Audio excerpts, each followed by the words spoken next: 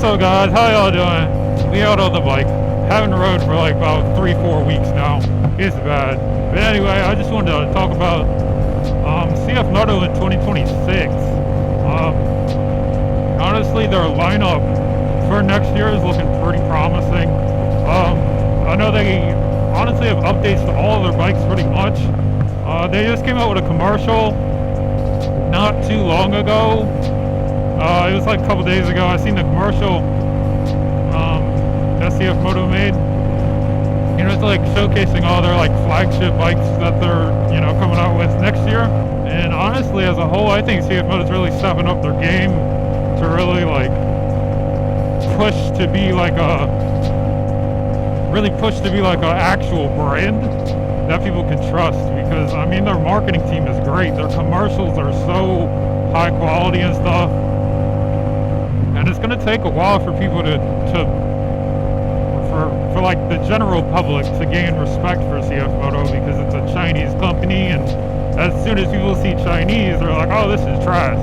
So it's got to take some time for them to really settle into the market. 450's been out since 2023, and there's honestly not that many like bad things happening to them. You know, maybe you'll see a blown motor here and there, but that's with every bike. And you can't just fault an entire company because of like one bike had a problem or something. Like, they're good bikes. Mine is tuned. I'm sure there's other people like me who beat on these things and they're just as fine as the day they got it. Just because it's Chinese doesn't mean that it's literally just absolutely garbage. And I feel like a lot of people need to like realize that and stop kind of jumping on a bandwagon.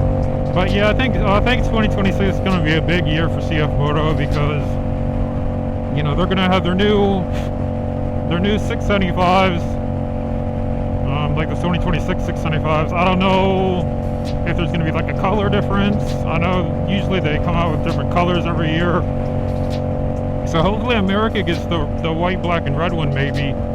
So we got the 675 and then the new 750, which everyone is waiting for.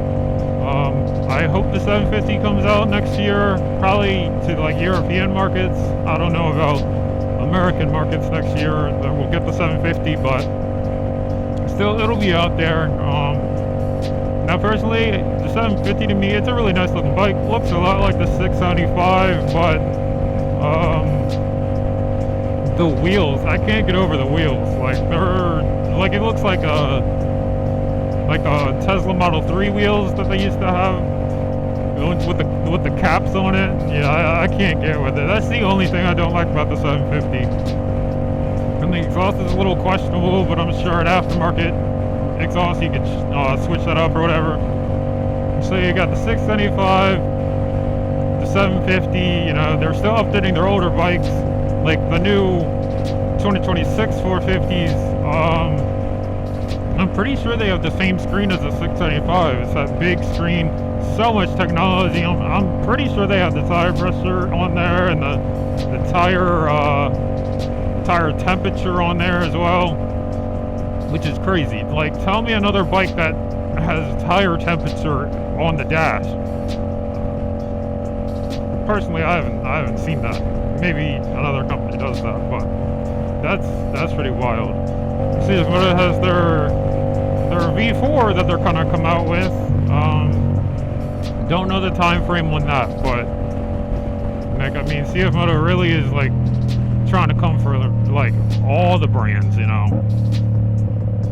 New V4, the inline 3, their new 4-cylinder. Like, they're making all these one-off bikes, and realistically, I think that's what Cfmoto is planning to do, is to be like a one-off company. They're not trying to be the fastest bikes out there, because the 675 is not faster than a Daytona 675, and the 750 is not going to be fast as a Gixxer 750. So honestly, if the reliability is there, I'm getting hit by so many bugs, but if the reliability is there, then really that's all they need, is the reliability, because it'll just be an alternative to those mainstream bikes that everybody, well, not everybody has, but I think that's what Cfmoto is trying to be. It's trying to be its own thing, not trying to chase or copy to be the fastest bike out there, which is nice. You know, it's kind of like Honda. Like, you don't get a CBR 1000 to go race, you know, like Gixxer 1000 or R1, you know, because those bikes are so underpowered, but they're so comfortable and reliable, and that's what the Honda brand is all about, the comfortability and reliability.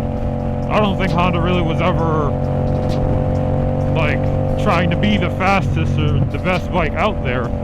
Now I know they have the CBR Triple R, which is a very fast bike, and you know, that competes with the S1000 and stuff, but I think that bike's like 30 grand, so it's kind of like the price is a little different, you know, for price to price.